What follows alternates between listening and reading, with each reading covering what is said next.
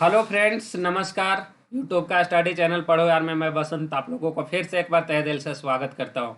Friends, जैसा कि आप लोग जान रहे हैं कि हम लोग जो सीरीज लेके चल रहे हैं, सिलेक्शन सीरीज लेके चल रहे हैं, एसएससी जीडी का धमाका सीरीज लेके चल रहे हैं। उसमें हम लोग का जो है क्या है कि रोज MCQ 25 question, top most important 25 question बताया जाता है। उसमें प्रैक्टिस किया जाता है, उसमें टेस्ट किया जाता है कि आप कितने पानी में हैं। तो आप लोग इस वीडियो को पूरा अंत तक देखें। क्या होगा कि इसमें आप लोग का रोज जीके जीएस का पकड़ होगा।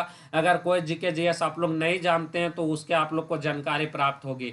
तो क्वेश्चन नंबर 1 में देखेंगे कि निम्नलिखित में से कौन सी गैस है जो अग्ल वर्षा आने की एसिड रेन कहा जाता है, या तो एसिड रेन का कारण जो बन सकती है वो कौन सी जो गैस है, या तो कौन सा तत्व है। ये चीज आप लोग आइए देखते हैं। तो ऑप्शन नंबर ए में है CO2, ऑप्शन नंबर बी में CO, ऑप्शन नंबर सी में जो है SO2, ऑप्शन नंबर डी में CH4। तो इस प्रश्न का जो सही उत्तर होगा साथियों, आने की जो अग्ल वर्षा का कारण बनता है या तो एसिड रेन का जो कारण बनता है वो बनता है SO2।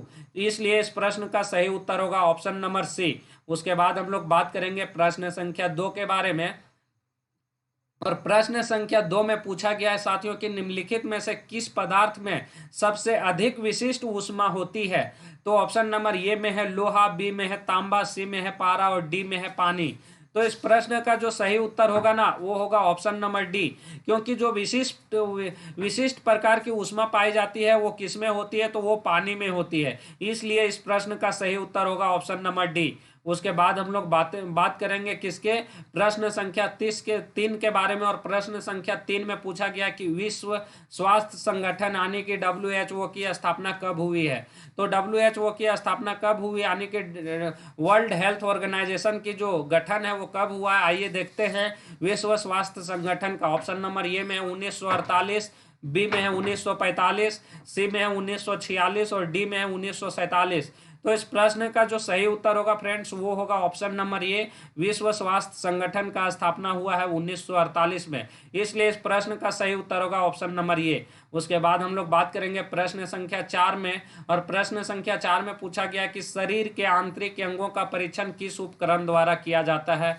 ऑप्शन नंबर ए में इलेक्ट्रोकार्डियोग्राफी, बी में है एंडोस्कोप, सी में है स्टेरियोस्कोप, डी में है माइक्रोस्कोप। तो इस प्रश्न का जो सही उत्तर होगा साथियों ऑप्शन नंबर बी होगा, क्योंकि एंडोस्कोप द्वारा शरीर के आंतरिक अंगों का परीक्षण किया जाता है। उसके बाद हम लोग बात करेंगे किसके बारे में, इस प्रश्न का सही उत्तर होगा ऑप्शन नंबर बी, एंडोस्कोप। उसके बाद बात करेंगे प्रश्न संख्या 5 के बारे में। जो चर्चित किताब हेमलेट किसके द्वारा लिखी गई है। चर्चित किताब जो हेमलेट है वो किसके द्वारा लिखी गई है, आइए देखते हैं। ऑप्शन नंबर ए में जो है वो है विलियम शेक्सपियर, बी में है आर्थर कास्टलर, बी में है जॉर्ज बर्नार्ड शॉ, डी में है माइकल एंडरसन। तो इस प्रश्न का सही उत्तर होगा विलियम शेक्सपियर, क्योंकि चर्चित किताब हेमलेट का जो रचना की गई है या तो लिखी गई है वो लिखी गई है विलियम शेक्सपियर द्वारा। इसलिए इस प्रश्न का सही उत्तर होगा ऑप्शन नंबर ए। उसके बाद हम लोग बात करेंगे प्रश्न संख्या 6 के बारे में। और प्रश्न संख्या 6 में जो पूछा गया है वो क्या पूछा गया है, आइए देखते हैं। तो 6 में पूछा गया कि उबेर कप का संबंध किससे है, यानी कि जो उबेर कप है उसका संबंध किससे है, कौन सा खेल से है, किस लेवल का खेल से है। तो जो ऑप्शन नंबर ए में विश्व बैडमिंटन महिला के द्वारा, या तो विश्व बैडमिंटन पुरुष के द्वारा, ऑप्शन नंबर सी में विश्व टेबल टेनिस महिला के द्वारा, या डी में विश्व टेबल टेनिस पुरुष के द्वारा। तो इस प्रश्न का जो सही उत्तर होगा साथियों उबेर कप का जो संबंध है विश्व बैडमिंटन महिला के द्वारा है। इसलिए इस प्रश्न का सही उत्तर होगा ऑप्शन नंबर ए। उसके बाद हम लोग बात करेंगे प्रश्न संख्या 7 के बारे में। प्रश्न संख्या 7 में पूछा गया कि सिंधु घाटी लिपि का सूचना स्रोत ज्ञात होता है किससे। ऑप्शन नंबर ए में है आभूषणों से, बी में है मोहरों से, सी में है मूर्तियों से, डी में है खिलौनों से। तो इस प्रश्न का जो सही उत्तर होगा सिंधु घाटी लिपि का सूचना का जो स्रोत ज्ञात होती है वो ज्ञात होती है मुहरों से। इसलिए इस प्रश्न का सही उत्तर होगा ऑप्शन नंबर बी। उसके बाद हम लोग बात करेंगे प्रश्न संख्या 8 के बारे में। और प्रश्न संख्या 8 में पूछा गया है कि कौटिल्य का संबंध निम्नलिखित में से किस विश्वविद्यालय से था। तो इस प्रश्न का ऑप्शन देखते हैं। ऑप्शन में ए में है वैशाली विश्वविद्यालय, ऑप्शन नंबर बी में है नालंदा विश्वविद्यालय, सी में है पाटलिपुत्र विश्वविद्यालय और डी में है तक्षशिला विश्वविद्यालय। तो इस प्रश्न का जो सही उत्तर होगा साथियों वो होगा ऑप्शन नंबर डी, क्योंकि कौटिल्य का संबंध जो संबंध था वो किससे था, तो तक्षशिला विश्वविद्यालय से था, इसलिए इस प्रश्न का सही उत्तर होगा ऑप्शन नंबर डी, तक्षशिला। उसके बाद हम लोग बात करेंगे प्रश्न संख्या 9 के बारे में, और प्रश्न संख्या 9 में पूछा गया है फ्रेंड्स, निम्नलिखित में से किस सिख गुरु को जहांगीर ने मृत्यु दंड दिया था। तो ऑप्शन नंबर ए में है गुरु हरिकिशन, ऑप्शन नंबर बी में है Guru Tegh Bahadur, option number C में है गुरु Govind Singh, option number D में है गुरु अर्जुन देव। तो इस प्रश्न का जो सही उत्तर होगा ना, यानी कि सिख गुरु को जो जहांगीर द्वारा मृत्यु दंड दिया था वो सिख गुरु कौन से थे, तो वो थे गुरु अर्जुन देव। उसके बाद हम लोग बात करेंगे प्रश्न संख्या 10 के बारे में, और 10 में पूछा गया है फ्रेंड्स कि निम्न में से किसे मुगल काल का ऐतिहासिक विवरण लिखा गया था। निम्न में से किसने मुगल काल का ऐतिहासिक विवरण लिखा गया था। तो इस प्रश्न का जो सही उत्तर होगा साथियों वो होगा किसके द्वारा, तो होगा ऑप्शन नंबर ए में जो है वो है नूरजहां, बी में है रजिया सुल्तान, सी में है गुलबदन बेगम, डी में है जहां आरा बेगम। तो इस प्रश्न का सही उत्तर जो होगा वो होगा गुलबदन बेगम, इसलिए इस प्रश्न का सही उत्तर होगा जो मुगल काल का ऐतिहासिक विवरण लिखा था वो लिखा था गुलबदन बेगम, इसलिए इस प्रश्न का सही उत्तर होगा ऑप्शन नंबर सी। कहा जाता है कि खोकर पाने का मजा ही कुछ और है, रोकर मुस्कुराने का मजा ही कुछ है, हार तो जिंदगी का हिस्सा है मेरे दोस्त, हार के जीतने में मजा ही कुछ और है। तो उसके बाद हम लोग देखेंगे किसको, प्रश्न संख्या 11 को, हिंदुस्तान सोशलिस्ट रिपब्लिक एसोसिएशन के संस्थापक नेताओं में से कौन थे। जो निम्नलिखित ऑप्शन दिए गए हैं इनमें से जो हिंदुस्तान सोशलिस्ट रिपब्लिक एसोसिएशन का संस्थापक कौन है ये पूछा गया इस प्रश्न में। कंफ्यूजन नहीं होइएगा साथियों, किसी प्रकार का कंफ्यूजन नहीं होना चाहिए। ऑप्शन नंबर ए में है B R Ambedkar, C B में है भगत सिंह, सी में है सुभाष चंद्र बोस, डी में है जयप्रकाश नारायण। तो इस प्रश्न का सही उत्तर होगा ऑप्शन नंबर बी, यानी कि भगत सिंह थे, वही थे हिंदुस्तान सोशलिस्ट रिपब्लिकन एसोसिएशन के संस्थापक नेताओं में से एक थे। उसके बाद हम लोग बात करेंगे प्रश्न संख्या 12 के बारे में, और प्रश्न संख्या 12 में पूछा गया है कि अगस्त 1932 में रैमजे मैकडोनाल्डो के सांप्रदायिक पंचायत के द्वारा पहली बार एक पृथक निर्वाचन समूह बनाया गया था, वो किसके लिए बनाया गया था, ये चीज क्वेश्चन नंबर 12 में पूछा गया है। तो ऑप्शन नंबर ए में है मुसलमानों के लिए, बी में है भारतीयों ईसाइयों के लिए, डी में है एंग्लो इंडियन के लिए, सी में और डी में है अछूतों के लिए।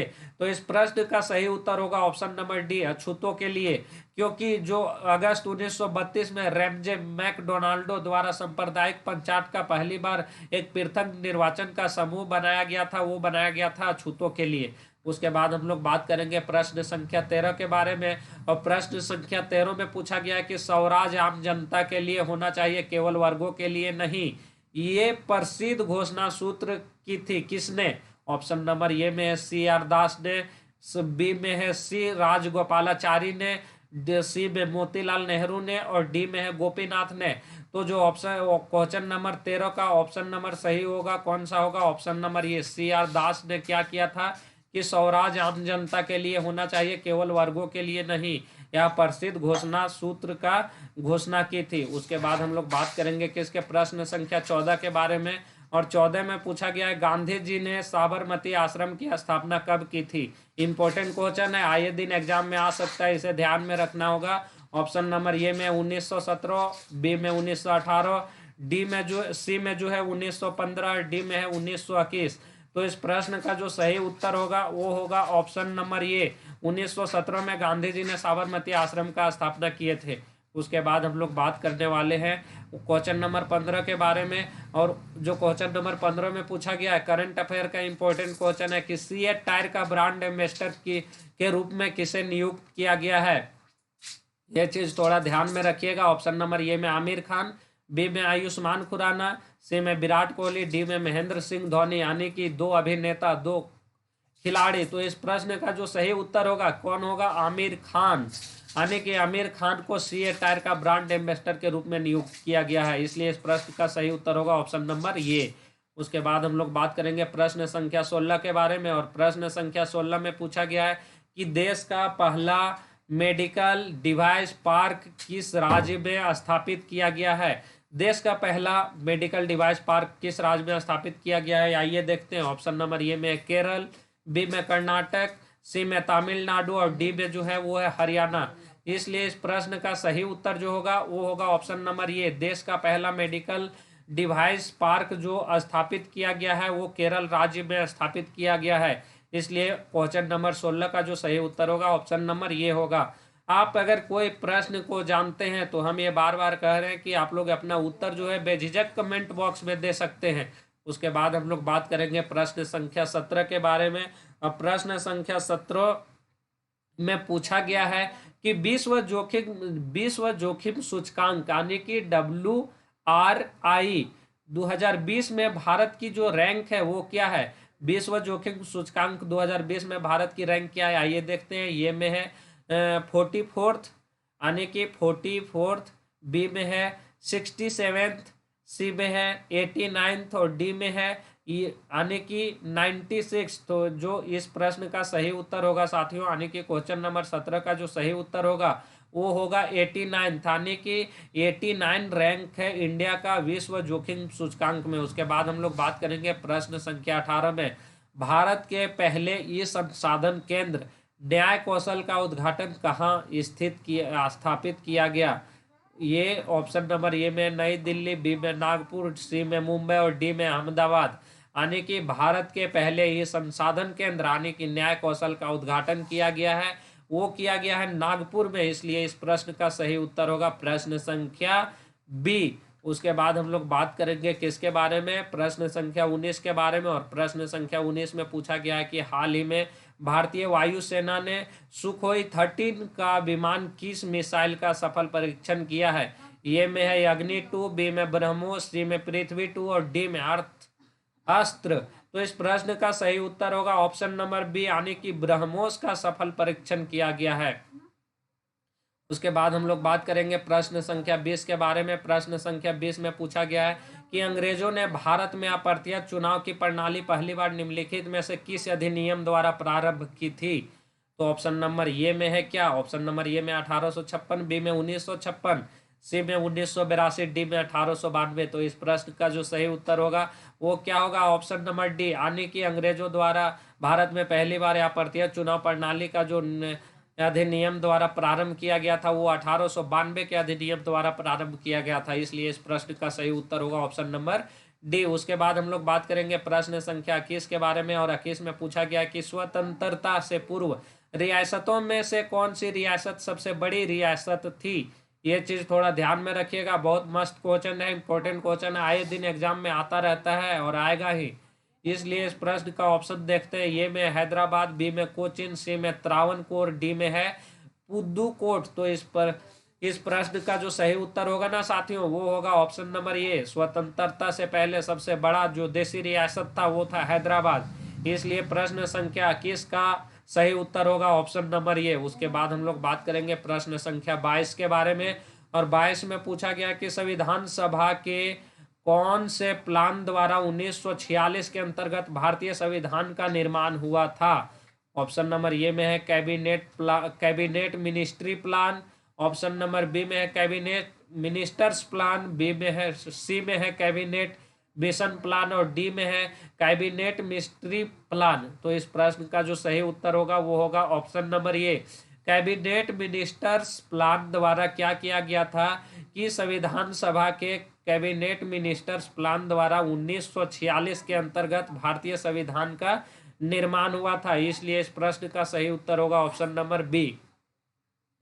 उसके बाद बात करेंगे प्रश्न संख्या 23 के बारे में। और प्रश्न संख्या 23 में पूछा गया है कि उत्तर कोरिया तथा दक्षिण कोरिया के बीच सीमा रेखा को क्या कहते हैं। तो ऑप्शन नंबर ए में है रेडक्लिफ रेखा, बी में है 49 डिग्री समांतर रेखा, सी में है 38 डिग्री समानांतर रेखा, और सी में है और डी में है 17 डिग्री समानांतर रेखा। तो इस प्रश्न का जो सही उत्तर होगा ऑप्शन नंबर सी होगा। उत्तर कोरिया और दक्षिण कोरिया का जो सीमा रेखा है उसे हम लोग कहते हैं 38 डिग्री समानांतर रेखा। उसके बाद हम लोग बात करेंगे प्रश्न संख्या 24 के बारे में। सेशेल्स द्वीप कहाँ स्थित है।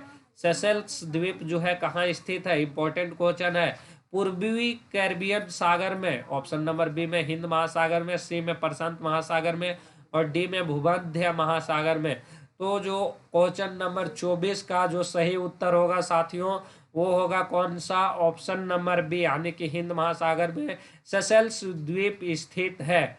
उसके बाद हम लोग बात करेंगे प्रश्न संख्या 25 के बारे में, और ये आज का लास्ट प्रश्न है। क्वेश्चन आप लोग का मजा मजा मिल रहा होगा, आप लोग कर पा रहे होंगे, लग रहा होगा कि कुछ क्वेश्चन जानते हैं, कुछ क्वेश्चन नहीं जानते हैं, और नहीं जानते हैं वो सीख पा रहे होंगे, जानते हैं उसका आंसर दे पा रहे होंगे। इसी तरह आप लोग हमारा वीडियो में बने रहिए, हमारा चैनल में बने रहिए। हमारा चैनल पे नए होंगे तो सब्सक्राइब कीजिए।